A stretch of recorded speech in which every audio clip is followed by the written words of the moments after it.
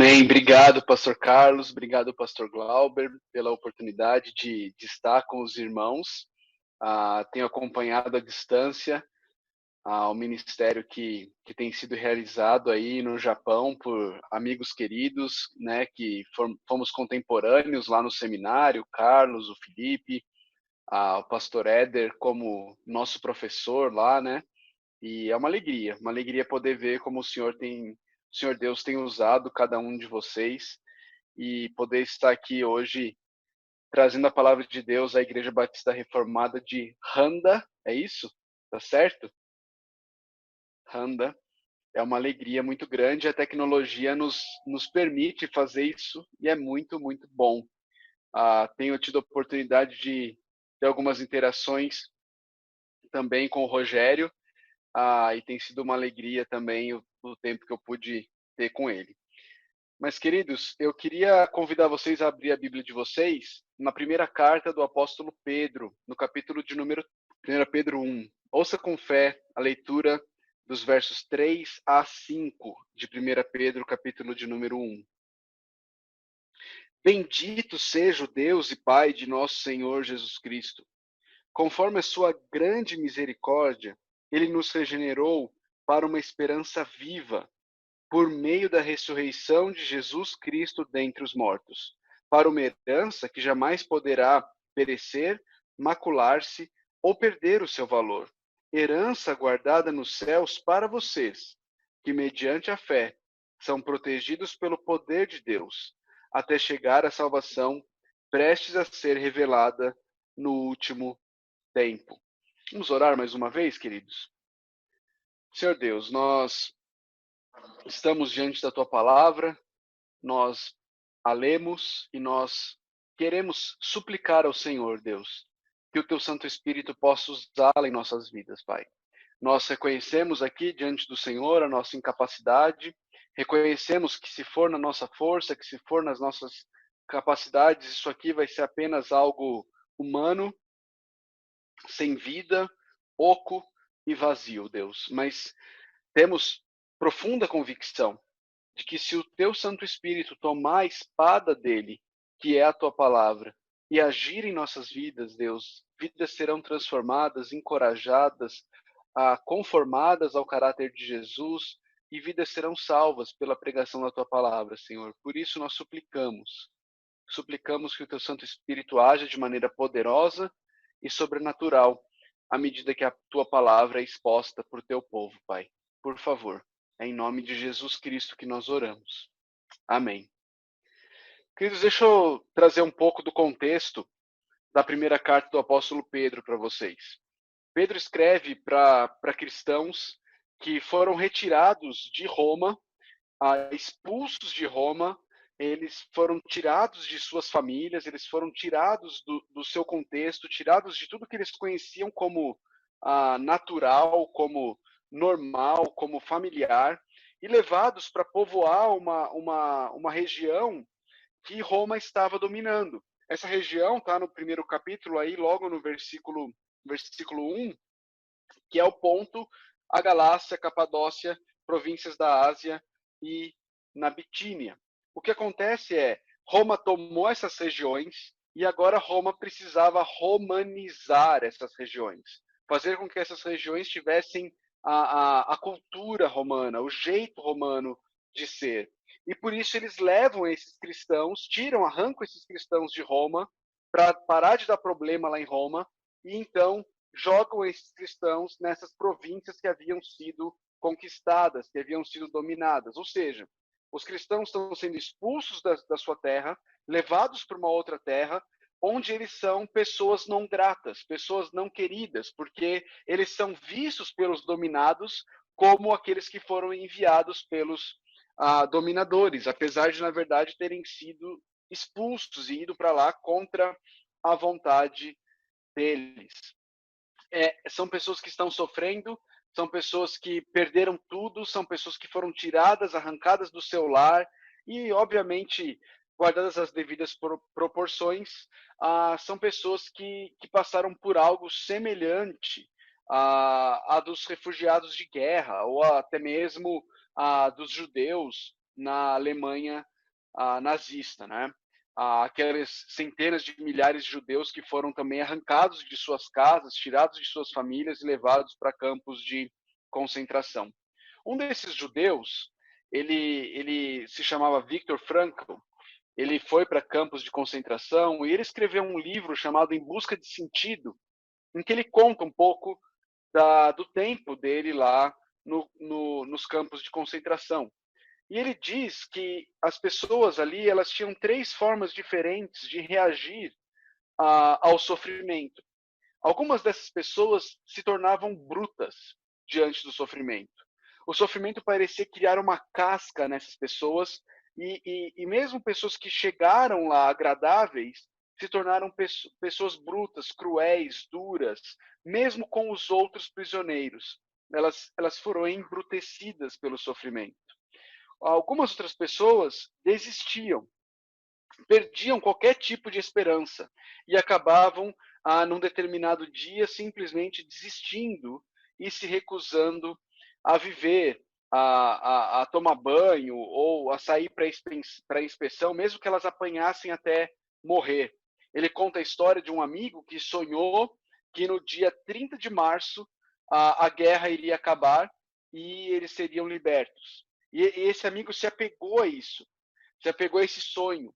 Só que o tempo foi passando, e quanto mais se aproximava a data, 30 de março, e menos eles viam qualquer indício de que a guerra iria terminar e que eles seriam libertos, a esperança desse homem foi se perdendo, ele foi desistindo da vida. No dia 29 de março, ele teve uma febre alta, no dia 30 de março, ele perdeu a consciência, e no dia 31 de março, ele morreu. A falta de esperança dele baixou a imunidade dele a tal ponto que ele veio a morrer. Então, o Viktor Frankl conta que algumas pessoas se embruteciam, outras pessoas desistiam, mas teve um terceiro grupo, ele relata no seu livro, que manteve uma esperança. A esperança de que quando a guerra acabasse, eles poderiam voltar às suas famílias. Outros tinham a esperança de que quando a guerra acabasse, eles poderiam retomar suas realizações profissionais. Outros tinham a esperança de que eles poderiam voltar a ter saúde. E outros de que eles poderiam voltar a desfrutar de novo de suas posses, não é? De suas posses. Queridos, é para pessoas sofridas e em sofrimento que Pedro está escrevendo essa carta. Pessoas que estão sofrendo não por terem feito escolhas erradas. É um sofrimento que não é consequência do pecado delas, mas sim um sofrimento que é consequência do desejo delas de obedecer a Deus. É porque elas estavam obedecendo a Deus em fé que elas foram retiradas de suas famílias, de suas casas, de tudo que elas conheciam como a vida normal. Então Pedro escreve para essas pessoas com o desejo de incentivar, de encorajar essas pessoas, de instruir essas pessoas e de mostrar onde elas podem encontrar forças para não apenas sobreviver, mas viver a vida em meio aos sofrimentos deste mundo. Então eu quero olhar para esses versículos, apenas 3 versículos da palavra de Deus com os irmãos, e olhar para esse texto e ver o que Pedro tem a dizer a pessoas que, como os irmãos a quem ele está escrevendo, como aqueles que estavam nos campos de concentração e como nós vivemos e passamos por sofrimentos, não é? Acompanhe comigo o raciocínio do apóstolo Pedro. Ele começa no versículo 3, adorando, louvando, exaltando Deus Pai. É interessante porque, normalmente, na literatura da época, você começava uma carta louvando a audiência, louvando as pessoas para quem você estava escrevendo. Mas Pedro não faz isso. Pedro começa a sua carta louvando o Deus e Pai de nosso Senhor Jesus Cristo. Você percebe aí no texto, bendito seja o Deus e Pai de nosso Senhor Jesus Cristo. E ele dá um motivo porque Deus Pai deve ser louvado. Vocês conseguem ver o motivo aí no texto? Olha para o texto aí. Por que esse Deus deve ser louvado? Ainda no versículo 3, Você percebe ele dá a razão porque Deus Pai deve ser louvado. A razão principal aí que Pedro coloca é porque ele nos regenerou, porque ele nos deu uma vida nova. Pedro está dizendo literalmente que o Deus e Pai de nosso Senhor Jesus Cristo deve ser louvado porque ele nos deu um novo nascimento. Ele nos deu uma vida nova. E é interessante perceber as bases que levaram esse Deus, o Deus e Pai de nosso Senhor Jesus Cristo, a nos dar uma vida nova. Você consegue ver aí no texto? O que fez com que Deus decidisse dar essa vida nova a Pedro e aos leitores de Pedro? Será que Deus olhou para eles e viu assim, nossa, esse aqui eu preciso trazer para o meu time. Como é que eu posso perder esse daqui? Não, esse daqui eu vou regenerar ele, eu vou dar um novo nascimento para ele, porque eu preciso dele no meu time. Qual é a base do novo nascimento? Veja aí no versículo 1, conforme a sua grande, no versículo 3, desculpa, conforme a sua grande misericórdia. Conforme a sua grande misericórdia. A base do novo nascimento, a base da regeneração, a base, o motivo por que Deus nos dá uma vida nova não é o nosso desempenho, não é a nossa capacidade de fazer o bem, de fazer o certo, de acertar, mas são as misericórdias de Deus. A base para a regeneração é essa, a grande misericórdia dele. Assim, para Pedro, Deus é pai daqueles que ele, por sua misericórdia, regenerou. Jesus já tinha falado sobre isso lá em João 3. Ele já disse que ninguém pode ver o reino de Deus sem nascer de novo. E que o Espírito Santo de Deus, que produz esse nascer de novo, essa regeneração, ele o faz onde ele quer, de acordo com a sua própria vontade, com a sua misericórdia e não com as nossas realizações, com os nossos predicados, com as nossas qualidades. Queridos, isso aqui é excelente notícia. É excelente notícia. Pare e pensa um pouco sobre isso. Nós precisamos lembrar dessa verdade em meio ao sofrimento e às dores dessa vida. Sabe por quê? Porque nós vivemos num mundo bastante influenciado por um pensamento que diz que depende de nós. Um pensamento que diz que você vale o que você produz. Um pensamento que diz que você é a sua vida, aquilo que você é capaz de produzir e nada mais. Pedro está dizendo para mim e para você que se você está em Cristo, você é muito mais do que a sua vida. Você é muito mais do que as suas realizações seriam capazes de conquistar. Existe algo em você que é muito maior do que você mesmo. Você tem uma vida nova.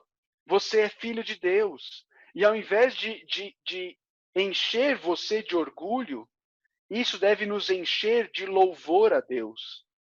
Como Pedro faz, bendito seja o Deus e Pai de nosso Senhor Jesus Cristo. Isso nos enche de louvor a Deus, porque nós somos filhos dele, nós temos uma vida nova, mas isso não foi conquistado por nós. Isso nos foi dado conforme a misericórdia de Deus.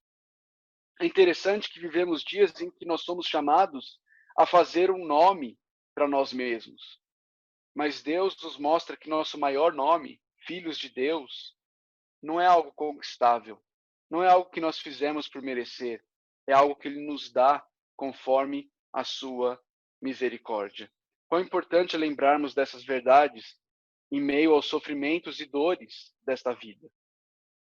Em meio talvez ao seu desemprego, em que você começa a ser tentado a pensar que o seu valor é o que você faz, é o seu cargo.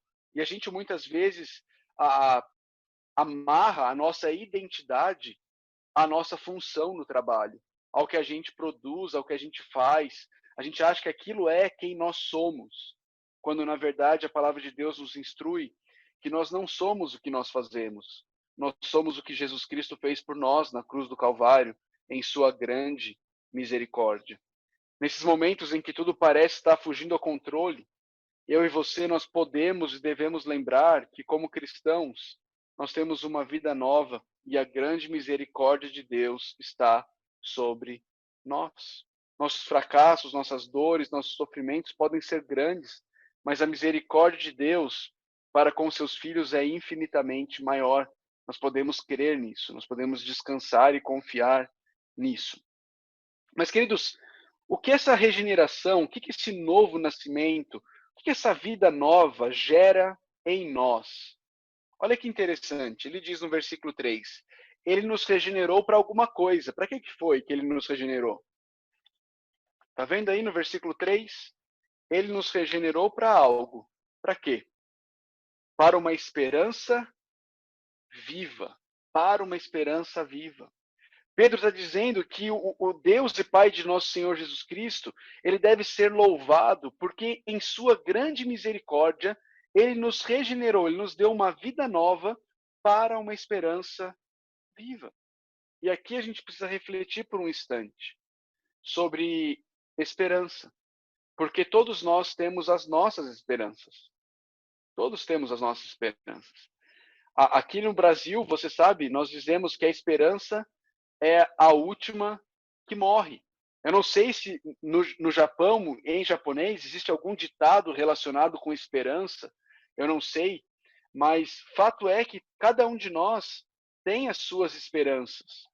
Vocês se lembram, eu citei no começo, aquele autor que escreveu um livro chamado Em Busca de Sentido, Viktor Frankl. Ele falou sobre os judeus no campo de concentração e como alguns deles sobreviveram ao campo de concentração, colocando as suas esperanças em recuperar a saúde, a família, suas realizações profissionais, as suas posses.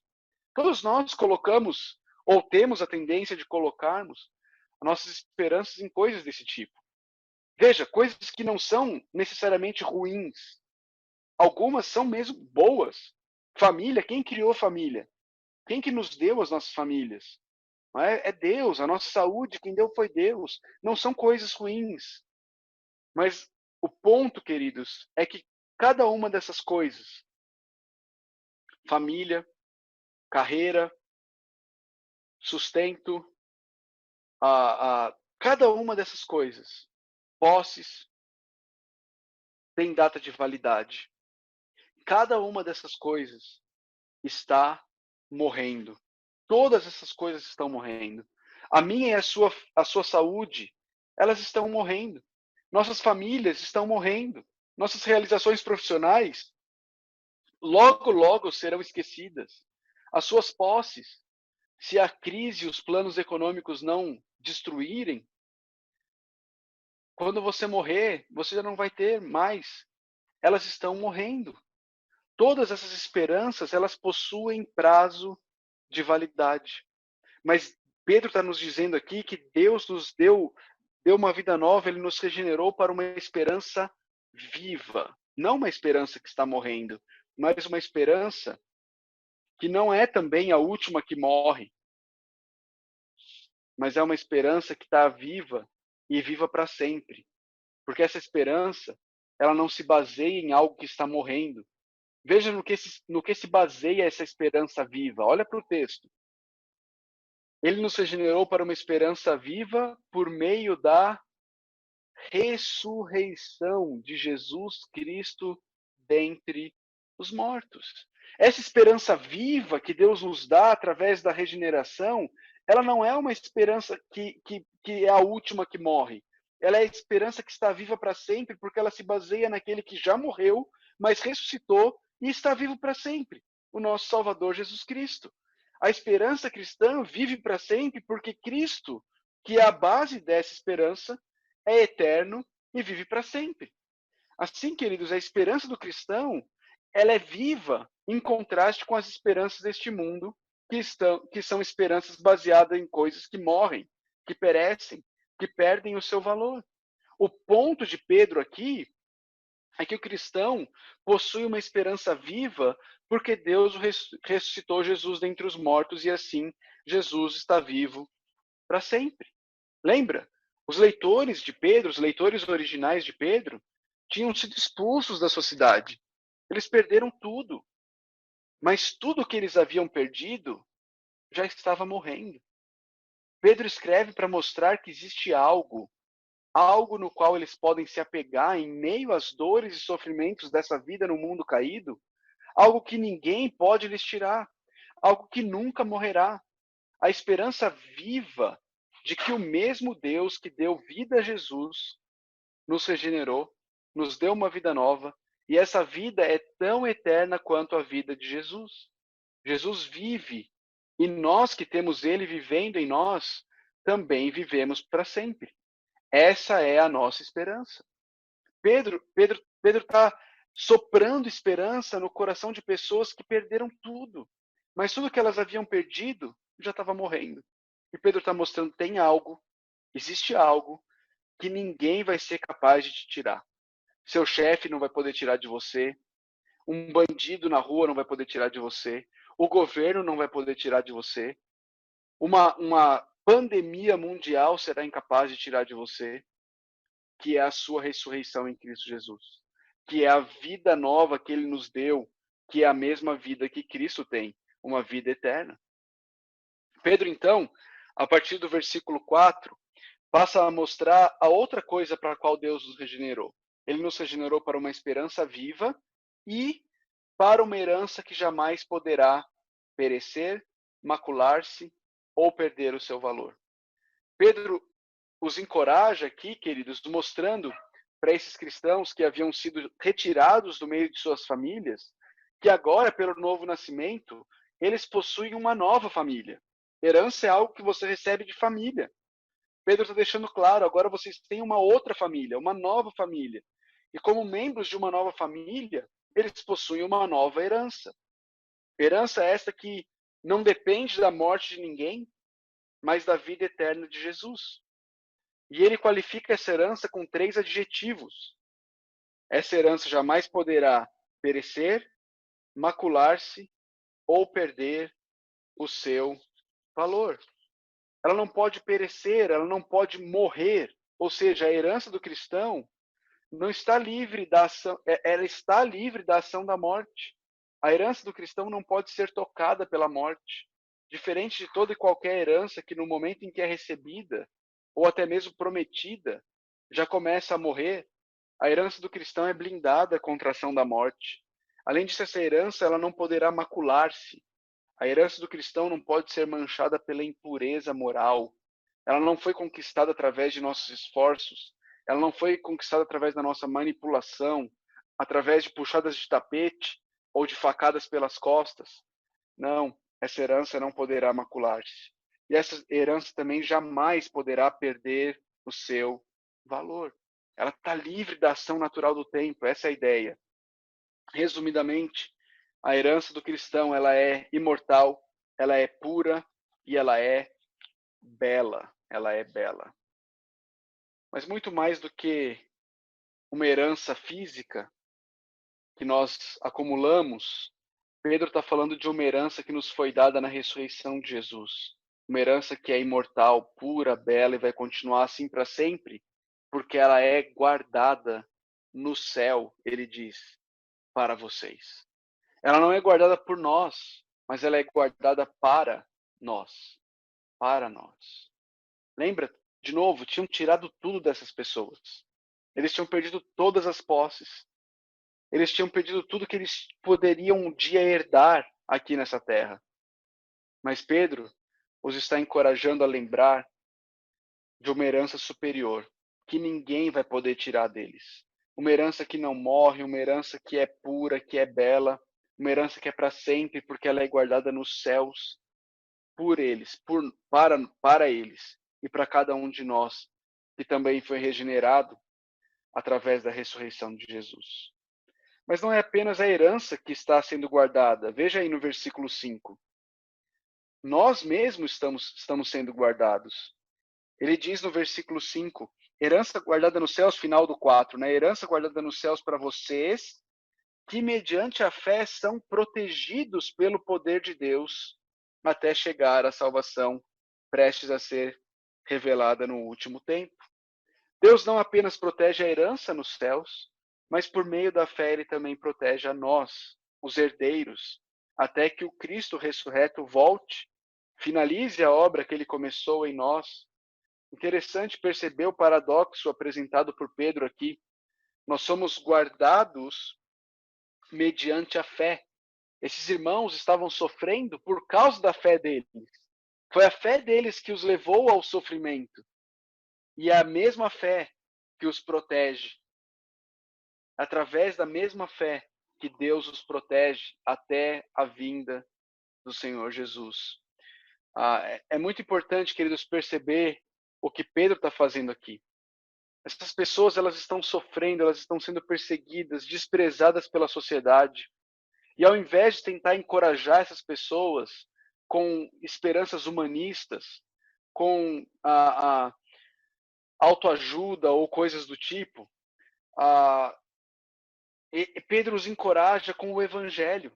Ele não tenta encorajar essas pessoas batendo nas costas delas e tentando falar assim: você tem valor, vocês são especiais, a sociedade não sabe o que ela está perdendo sem vocês.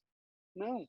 Ele encoraja esses irmãos com o evangelho, com a ressurreição do Senhor Jesus Cristo, mostrando para eles que Deus tem um plano na história que inclui eles e que eles estão guardados por Deus.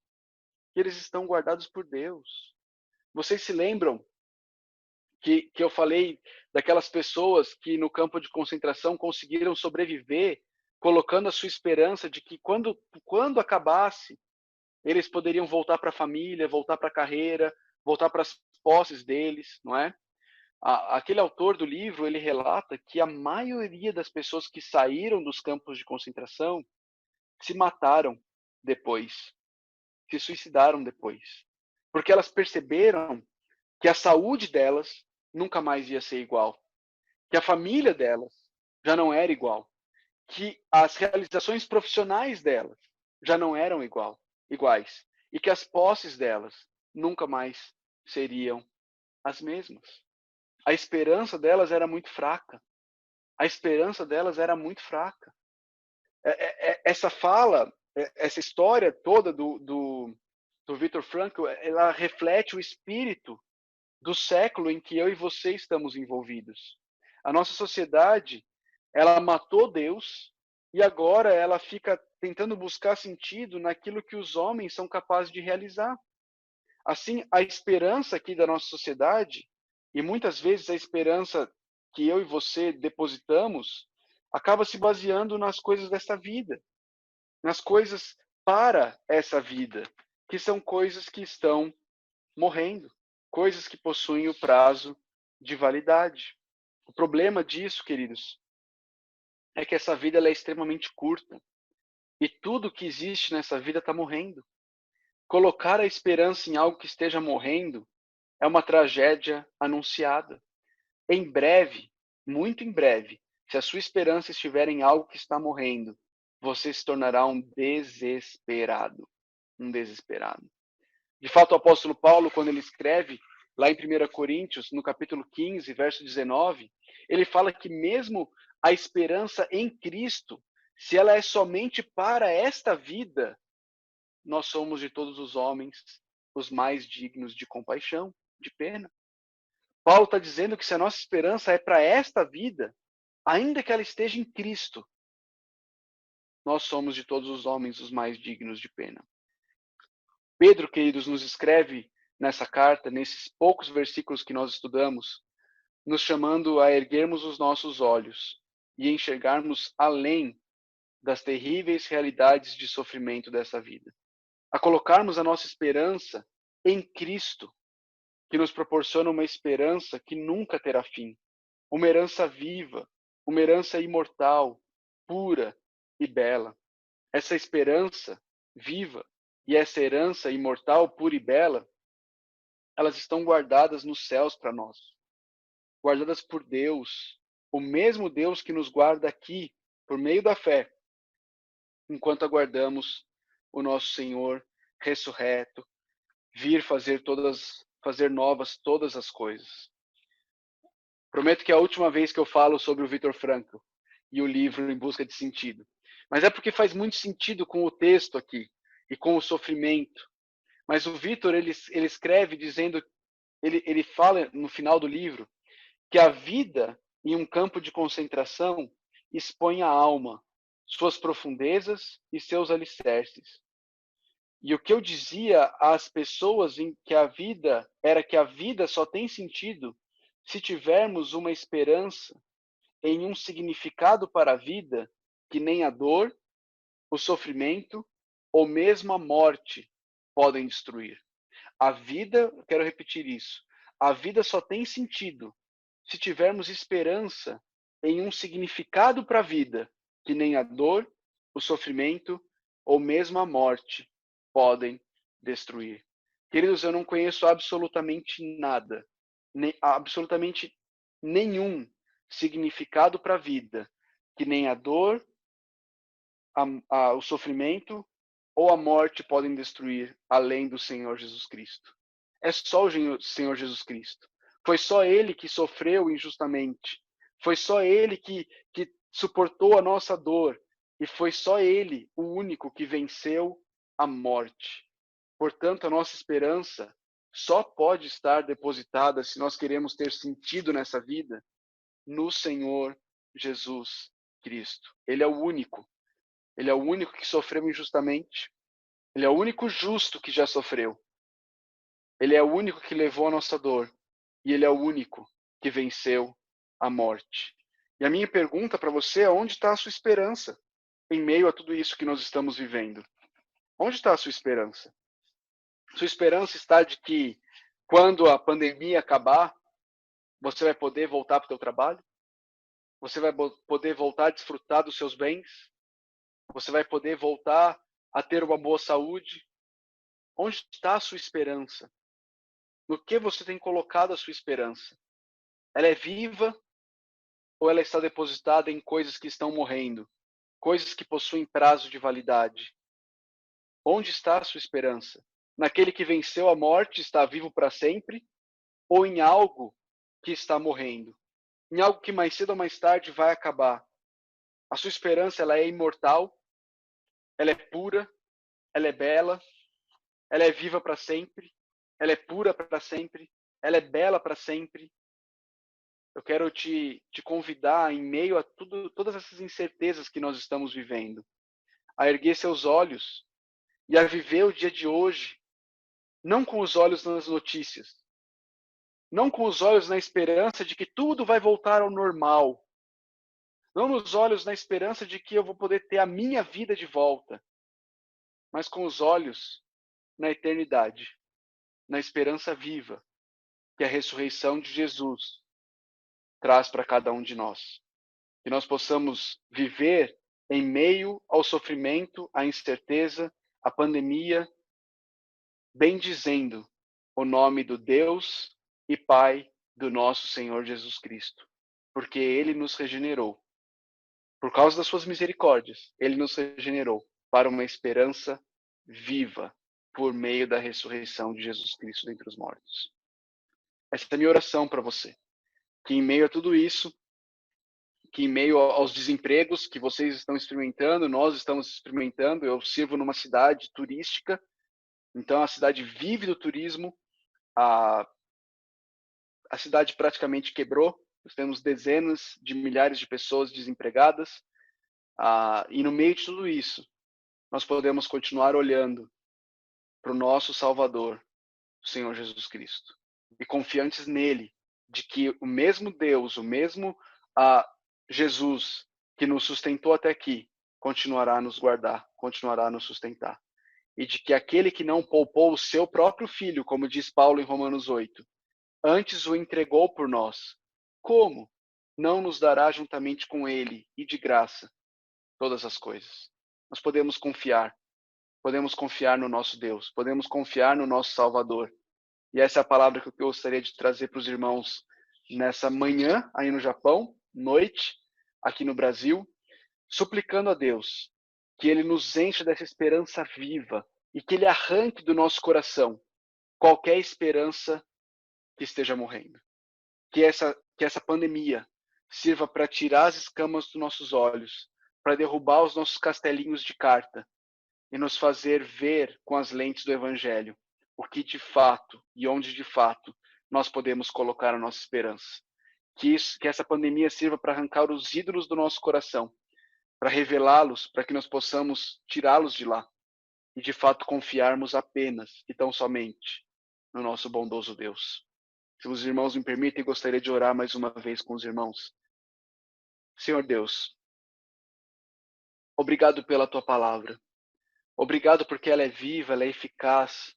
Obrigado porque ela nos abre os olhos, nos ajuda a ver nosso coração, nos ajuda a perceber como muitas vezes nós temos depositado confiança, esperança em coisas incapazes de nos salvar. Senhor, confiamos muitas vezes até mesmo em políticos, Deus, em outros homens, mortais, falhos, como nós.